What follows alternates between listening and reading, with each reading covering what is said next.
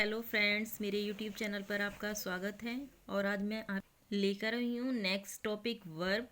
Part of series का ये next topic है। इससे पहले हम नाउन, प्रोनाउन और एडजेक्टिव को क्लियर कर चुके हैं। वर्ब एक बहुत इंपॉर्टेंट टॉपिक है इंग्लिश ग्रामर का और बहुत इंपॉर्टेंट है for all competitive exams like TET, TGT, PGT and DSSB. Verb को इंग्लिश ग्रामर का किंग भी माना जाता है क्योंकि बिना वर्ब के कोई भी सेंटेंस कंप्लीट नहीं होता है।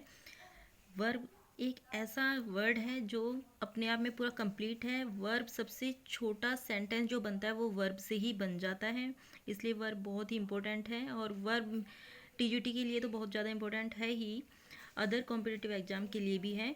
टीजीटी में वर्ब से क्वेश्चन आता ही है, एक या दो क्वेश्चन। उससे अलग जो एरर रिलेटेड क्वेश्चन आते हैं उसमें भी वर्ब से ही अधिकतर क्वेश्चन पूछा जाता है। और फ्रेंड्स, वर्ब शुरू करने से पहले प्लीज़ मेरे चैनल को लाइक एंड सब्सक्राइब कर दीजिए।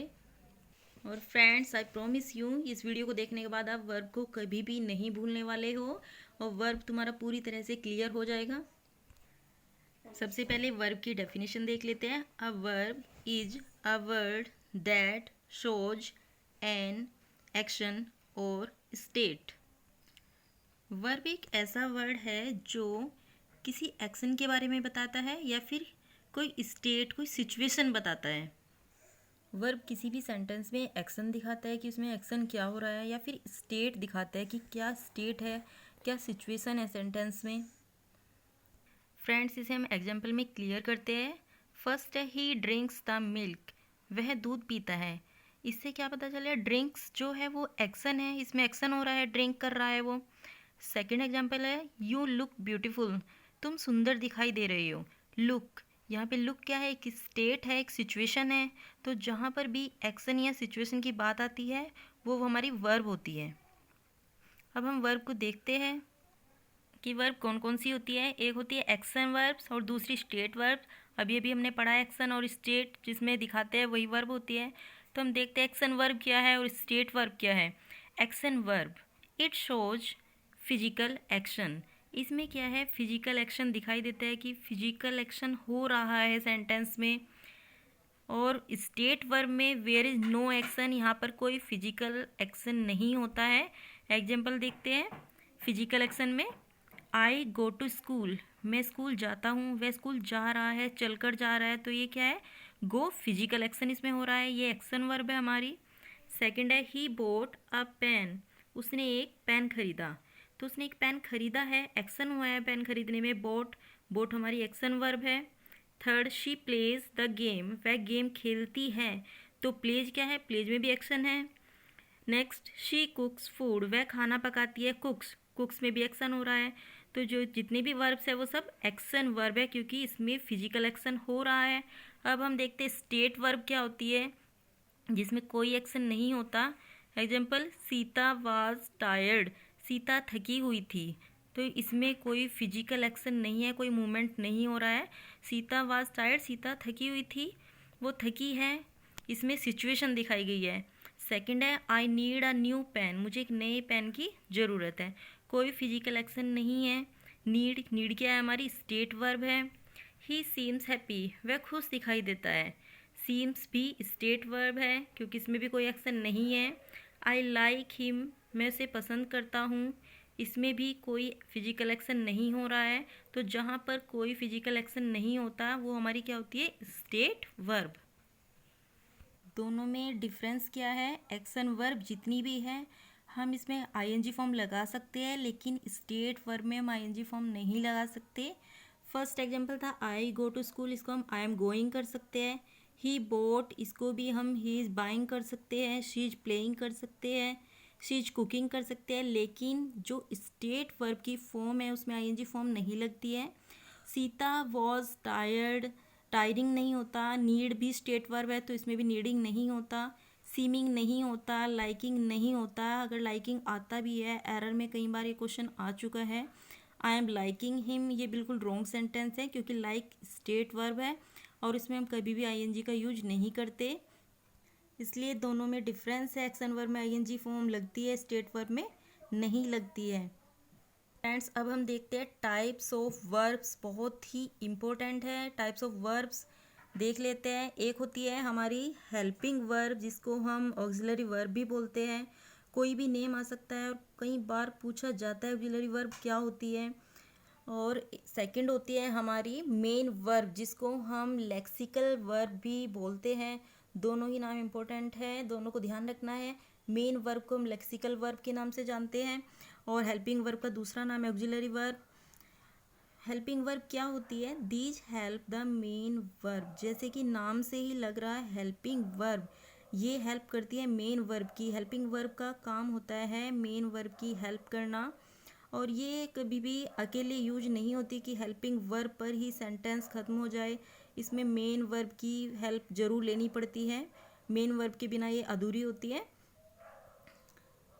मेन वर्ब को देखते हैं। मेन वर्ब की डेफिनेशन क्या है? दी शोज एन एक्शन और स्टेट, इसमें कोई ना कोई एक्शन या स्टेट होता है, वही मेन वर्ब होती है।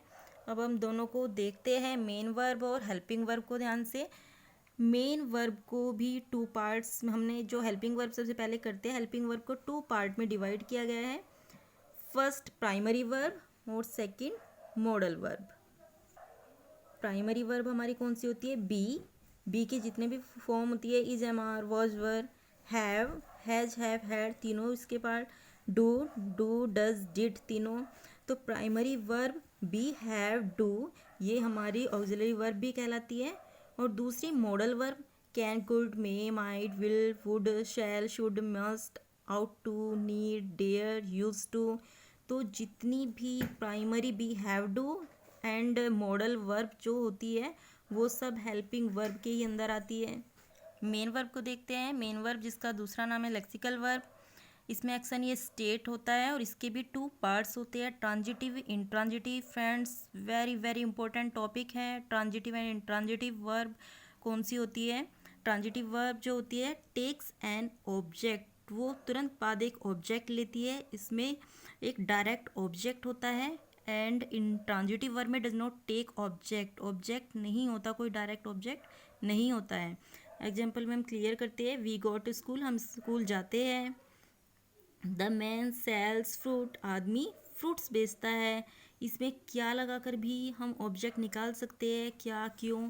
आदमी क्या बेचता है? आदमी फ्रूट्स बेचता है।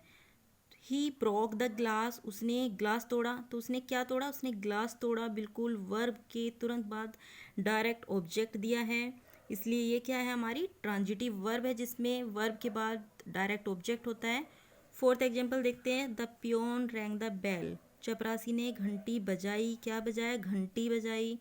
राम स्पीक्स ट्रूथ, राम सच बोलता है। राम क्या बोलता है? कैसा बोलता है? राम सच बोलता है। वर्ब के बाद डायरेक्ट ऑब्जेक्ट जिसमें दिया होता है, वो हमारी ट्रांजिटिव वर्ब होती है। एंड इन ट्रांजिटिव वर्ब के हम एग्जाम्पल लेते हैं जिसमें कोई डायरेक्ट ऑब्जेक्ट नहीं होता। शी केम यस्टरडे, वह कल आई। वह कल आई, वह कहाँ आई? कोई केम के बाद कोई ऑब्जेक्ट नहीं है। आई स्लेप्ट, मैं सो गया। मैं सो गया, मैं कहाँ सोया? मैं किस पर सोया? कोई डायरेक्ट ऑब्जेक्ट नहीं है। ही रन्स फास्ट, वह तेज़ दौड़ता है। वह कैसे दौड़ता है? तेज़ दौड़ता है। तो फास्ट कोई ऑब्जेक्ट नहीं है। फास्ट क्या है? इसमें वर्ब की एडवर्ब दिया है फास्ट। द बेल रैंग, घंटी बजी। किसने बजाई? क्या, कुछ नहीं है। राम स्पीक्स लाउडली, राम तेज बोलता है। दोनों को हम देखते हैं। फोर्थ पे था the peon rang the bell, चपरासी ने घंटी बजाई। घंटी किसने बजाई? चपरासी ने घंटी बजाई, तो पूरा ऑब्जेक्ट था डायरेक्ट। लेकिन द बेल रैंग, घंटी बजी, इसमें ऑब्जेक्ट नहीं है वर्ब के बाद। ऐसे ही फिफ्थ पे है राम स्पीक ट्रूथ, राम सच बोलता है, ऑब्जेक्ट है। स्पीक के बाद ट्रूथ है। इसमें राम स्पीक्स लाउडली, राम कैसे बोलता है? लाउडली, तेज बोलता है। तो लाउडली कोई ऑब्जेक्ट नहीं है। लाउडली क्या है? एडवर्ब है। तो जहाँ पर ऑब्जेक्ट होता है वो ट्रांजिटिव वर्ब होती है, और जहाँ पर ऑब्जेक्ट नहीं होता है वो हमारी इंट्रांजिटिव वर्ब होती है। तो फ्रेंड्स, इस तरह से हमारा वर्ब का टॉपिक कंप्लीट होता है। हमने इसमें काइंड्स ऑफ वर्ब पढ़ा है, हेल्पिंग वर्ब, मेन वर्ब, इनको किस नाम से बोलते हैं, उसके बाद प्राइमरी वर्ब क्या है, मॉडल क्या है, ट्रांजिटिव इंट्रांजिटिव में क्या डिफरेंस है। और आशा करती हूँ कि तुम्हारी सब अच्छे से समझ आ गया होगा ये टॉपिक, और क्लियर हो जाएगा पूरी तरह से, जो तुम्हारी नेक्स्ट एग्ज़ाम में बहुत हेल्प करने वाला है। इसके बाद मैं मिलती हूँ नेक्स्ट वीडियो में। पार्ट ऑफ स्पीच सीरीज शुरू हो रही है, उसको हम कंप्लीट कर लेते हैं। 4 टॉपिक और बचे हैं, 4 कंप्लीट हो चुके हैं। तो friends please watch my next video. Bye bye friends.